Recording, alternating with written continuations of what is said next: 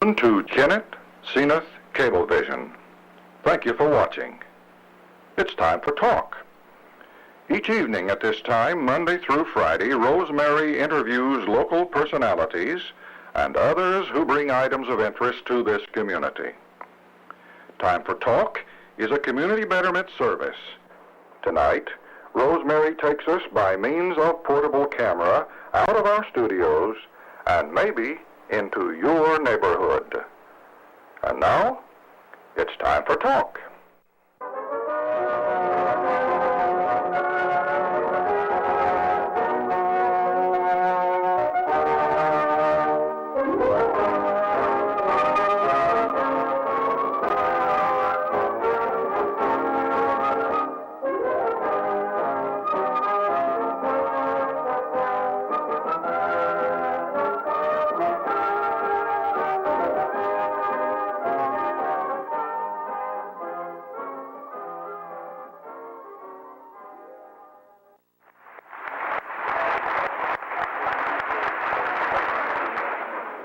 I decided to accept this occasion for what it's supposed to be. That is to recognize and to honor a dedicated servant of the people. But there are weaknesses there. There is dangers there. There are dangers there. There's danger that we may create a legend in his own time that violates all the rules. There's also a great temptation to become emotional on an occasion like this, particularly when you have a man of this kind, this many virtues. There's a great tendency to become emotional, and Paul, we might convert this into a eulogy while you're still walking around in a very, very active life.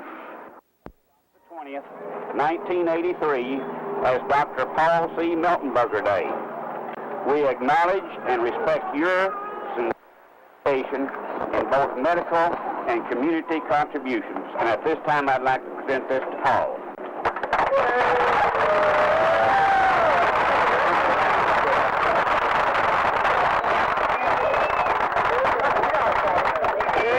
And on behalf of the city of Kennett, I would like to present Paul with the key to the city.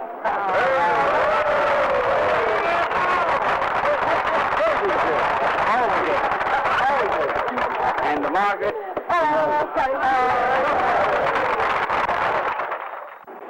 Dunklin County Memorial Hospital as seen from the fly of Dr. Miltonberger's office. He begins his day each day between 7:30 and 8 o'clock, stepping over there for surgery. Then he makes rounds across the street for office hours, and then back in the afternoon to the hospital to make rounds again. That's a typical day. Long hours, but Dr. Paul Miltonberger doesn't seem to mind and hasn't minded all of these years. I came to Canada in 1949 in October after finishing a residency in general surgery in St. Louis. I had not been in any other practice except for my time in the Army, and I looked around the state for a good area to come to where a surgeon was needed. And I knew Dr. Peck here in Kennett, Missouri, and we were in medical school together, and we were close friends, and he kept advising me to come to Kennett and explained what a nice community Kennett was. At that time, Presnell Hospital was the only hospital open, and I met Dr. Wilson, who was a very fine gentleman and a doctor, and he offered me a position as surgeon at the Presnell Hospital. This was before the county hospital had opened up. It's been my privilege, really, to work with him since we both started. We both started at the same time in practice here in Kennett in the latter part of 1949 at the old hospital, the old Presnell Hospital. That was before this one was built. And I've had the opportunity to observe Paul through all this time and be associated with him. And I can truly say that he is a remarkable and wonderful person. He's a gentleman, gentle with his patients, and he's a gentleman to the world. Okay?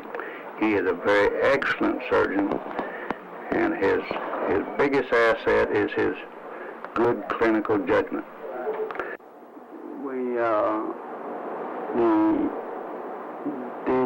The main thing about a hospital is its diagnostic capabilities. The diagnostic capabilities of our lab, run by Dr. Pooh, who is a pathologist and also a specialist, that the diagnostic capabilities are very excellent in the lab. And also we have our X-ray department with Dr. Manubay, who is the radiologist and specialist. Plus we have two pediatrician specialists, and Dr. Manubay, and our diagnosis now has a lot to do with radioactive material and also in what we call ultrasound. And I believe that for most general things that our hospital is very capable of handling. This was really biopsy proof, and also you want to get a clear detail about soft tissue too at the same time, adjacent to the bones. You could also get like when you're dealing with a lipoma. I'm giving the patient roughly about 10 to 15% kidney function. We'll wait until the patient enters end-stage disease at a level of less than 10% function before we consider putting them on. Okay, all right. So when a patient is... Because if they was to slip, we would get a static on the EKG when it runs out over there while he's walking. Proper preparation of the patient is absolutely essential to the correct running of the test. What these sensors do, the electrodes that they're pasting onto the patient's chest, they pick up the electrical signals from the heart and transmit it through these wires, as you will see, into the complexes that will play on the monitor as we do the treadmill. I'll be watching this monitor. We'll monitor everything else as we go along. 155. Now, we never go the maximum heart rate. This has been worked out pretty well on the basis of age and height. We never go the maximum. We take them up to 85% of the maximum heart rate. In this boy's case, he's young and healthy. You took nurse's training. Where'd you go through nurse's training? Memorial in Memphis, Tennessee. Okay, and were you an were you an anesthetist when you came out? No, I was just an RN, and then I went in the Navy, and I was in the Navy about 3 years. Oh, really? Right. And you came back Came back to Zenith, and that's where I've always been, or had been, and Preston Hospital was the only hospital here then. So you began to work I began to work there, and then, of course, I did the inevitable. I got married, and the other inevitable, I had a child. Yeah. And then the county hospital opened in 1951. So I went over there and was... Did you work both places? No, I quit and went over there. Okay. They didn't have a director of nurses, and they just needed RNs primarily, and just get it started. Mm-hmm. And I worked there for the rest of 1951. We opened in May.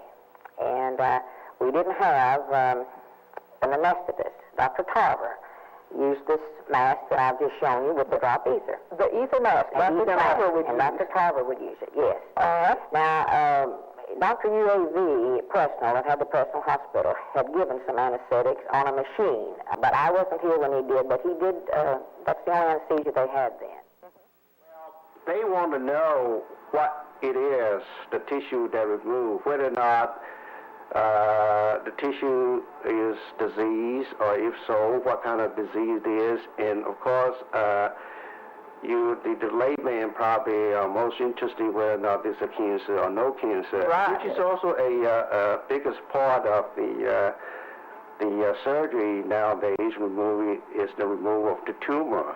Of course, there are a lot of other things. All right. Could we just look over your shoulder while you do some of these routine things that have been brought in? Yeah, I can show you all these. What about Kennett at that time? What about the population and the hospital situation? Well, I'd say the population was 6,000 to 7,000. Of course, the Presnell Hospital was the only hospital here. It had, Dr. Personal had established that in 1940. So it was new. It was new, yes. And did Kennett have several doctors at that time? How many do you recall? Yes, there were 10 or 12. Of course, Dr. Baldwin, Dr. Dempsey,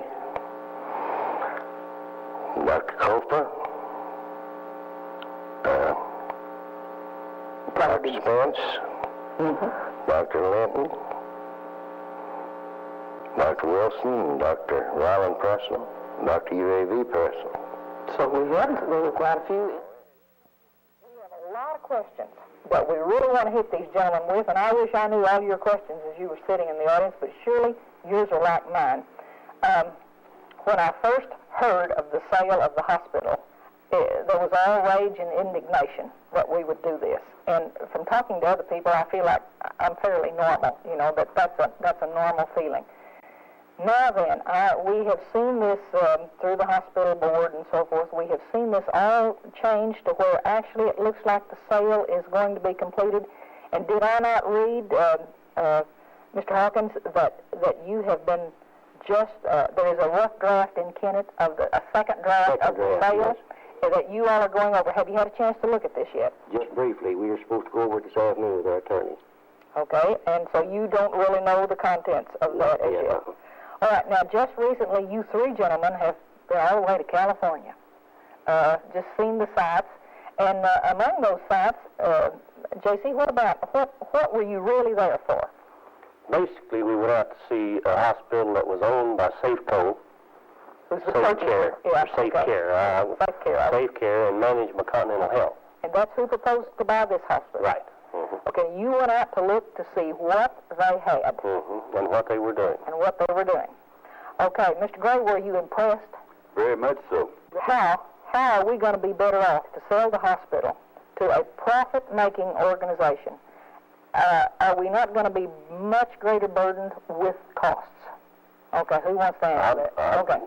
Of course, there's nothing I can say is a guarantee, but you can rest assured that hospital costs will go up. Now, let me kind of look at this. I mean, more than they would have gone up, were it still taxpayer-based. Okay, we'll talk about that for just a minute. Okay. Okay, you talk about the taxpayer base.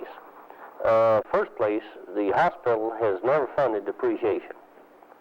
So consequently, and they have bought some equipment, and the building is in fair shape, but they do not have the money to bring the hospital up to standards. Okay. That equipment-wise you're talking about? Equipment-wise and building-wise. In other words, when it was built, there was very few...